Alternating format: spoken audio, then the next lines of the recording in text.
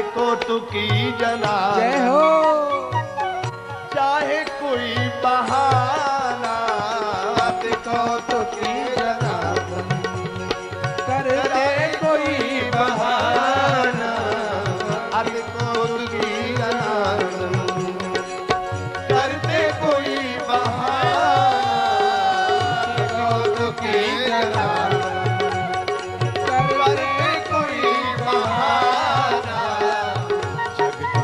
जग के हित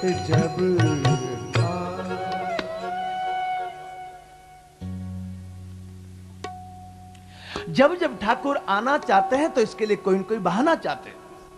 हमेशा एक ही बहाना नहीं चलता। आप लोग टीवी में देखते होंगे ना, एक बच्चे को स्कूल जाने का टाइम होता है, उसको स्कूल जाने का मन नहीं होता है, तो झट कहता मम्मी दांत में दर्द। उसकी मम्मी को कोई पेस्ट या मंजन जिसका भी ऐड होवे वो लगाएगी, ठीक हो जाता है। वो पेस्ट और मंजन से ठीक नहीं हुआ, वो स्कूल का टाइम पास कर गया ना, इसलिए ठीक हो गया।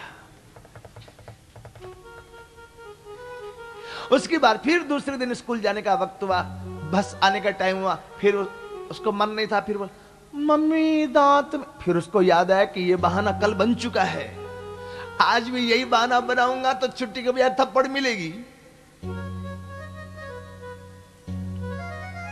कल तो मां ने थोड़ा डांटा, आज पड़ेगा चांटा।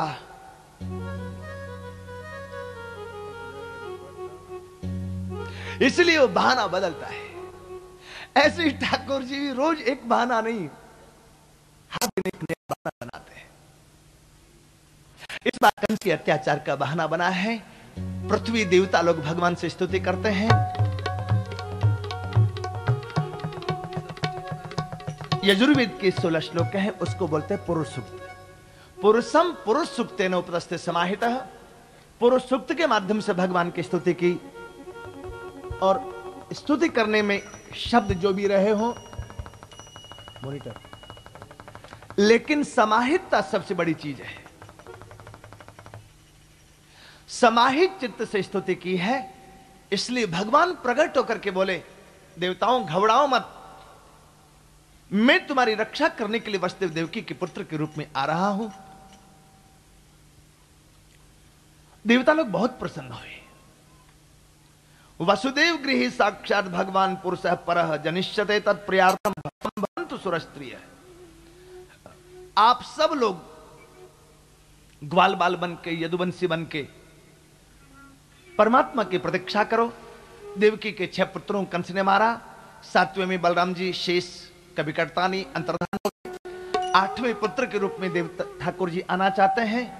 देवता लोग प्रतीक्षा करते हैं।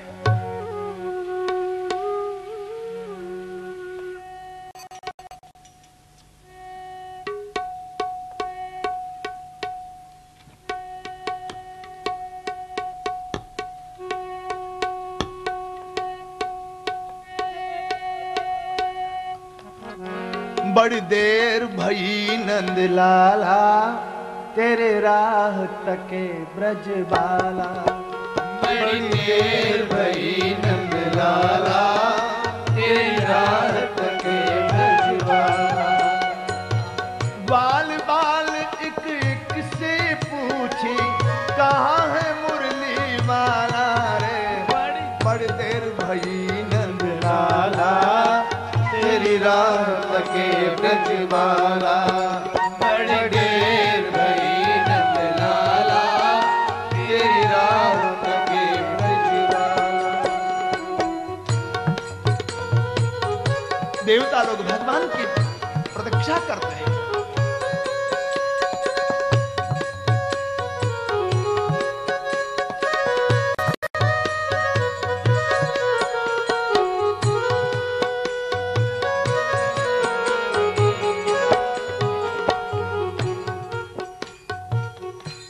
भगवान ने अपने अघटित घटना पर ऐसी योग माया से कहा, गच्छ देवी व्रजम भद्रे गोप गोभीर अलंकृतम।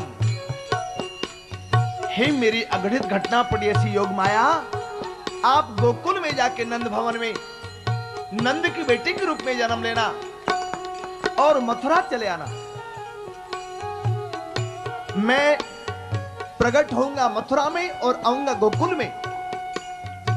कंस जब आपको मारने लगे तो आप कहना तेरे को मारने वाला कहीं प्रकट हो गया। कलयुग में आपकी बहुत पूजा होगी। आपके अनंत नाम होंगे, कुमुदा, चंडिका, कृष्णा, माधवी, माया, नारायणी, शारदा, अंबिका, वैष्णवी, दुर्गा, भद्रकाली, विजया, ये सब आपके नाम होंगे कलयुग में। अघटित घटना पड़ी ऐसी, योग माया चली आई ब्रज में। ठाकुर जी मथुरा में प्रकट होने की तैयारी करते हैं। देवता स्तुति करते हैं भगवान के, सत्यव्रतम सत्य परम त्रिसत्यम सत्य से योनिम निहितम च सत्य सत्य सत्यमृत सत्य नेत्रम सत्यात्मकम त्वाम शरणं प्रपन्ना एकायनौ सो द्विफलस्त्रिमूलश्चतुरस पंचविध खडात्मा सप्तत्वगष्ट विटपो नवाक्षो दशच्छदि द्विखगो इहादि वृक्षः। देवताओं ने भगवान की स्तुति की। एक शब्द 9 बार आया एक श्लोक में, सत्य सत्य सत्य सत्य सत्य 9 बार आया। पूर्ण सत्य केवल परमात्मा है। देवता कहते हैं प्रभु ये संसार रूपी वृक्ष बड़ा विचित्र है। एकायनौ सौ, ये एक वृक्ष, इसका नाम सनातन है। इसका आश्रय एक प्रकृति। इसमें 2 फल लगे हैं, सुख और दुख। इस वृक्ष के 3 जड़ें हैं, सत्वगुण, रजोगुण, तमोगुण। इसमें 4 रस हैं, धर्म, अर्थ, काम, मोक्ष। इस वृक्ष को 5 तरह से अनुभव किया जा सकता है, श्रोत्र, त्वचा, नेत्र, रसना और नासिका। ये 5 ज्ञानेंद्रियां। इस वृक्ष के 6 स्वभाव हैं, पैदा होना, रहना, बढ़ना, बदलना, घटना, नष्ट हो जाना। इस वृक्ष की जो छाल है उसके 7 धातु हैं, रस, रुधिर, मांस, मेद, अस्थि, मज्जा और शुक्र। 8 शाखाएं हैं, पंचमहाभूत, मन, बुद्धि और अहंकार। इस संसार रूपी वृक्ष के 9 खोडर हैं, ये हमारे 9 छिद्र। प्राण, अपान, व्यान, उदान, समान, नाग, कर्म, कृकल, देवदत्त और धनंजय 10 प्राण हैं। ये 10 पत्ते हैं। इस संसार रूपी वृक्ष पर 2 पक्षी बैठे हुए हैं। दो पक्षी कौन? एक का नाम जीवात्मा है, एक का नाम परमात्मा है। इस संसार रूपी वृक्ष की उत्पत्ति के आधार केवल मात्र आप हैं नाथ।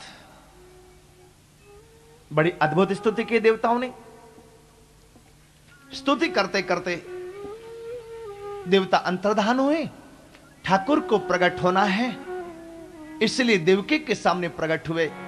निशीथे तमद्भूते जायमाने जनार्दने देवक्यां देवरूपिण्यां विष्णु सर्वगुहाशय विष्णु सर्वगुहाशय आविरांसि यथा प्राच्यां दिसिन्दुरिव पुष्कल दिसिन्दुरिव पुष्कल।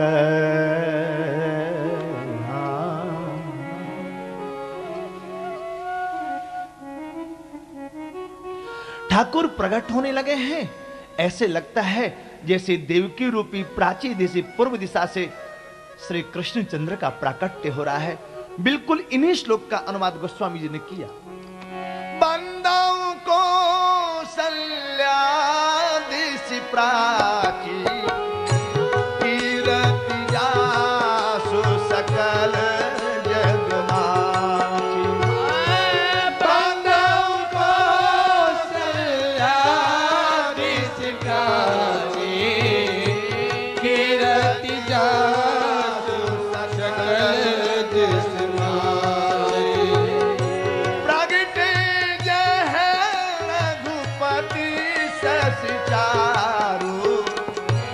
विश्व सुखद खल कमल तुषार। रघुपति शशि चारु विश्व सुखद खल कमल हाँ विश्व सुखद खल कमल तुषार। हाँ विश्व सुखद खल कमल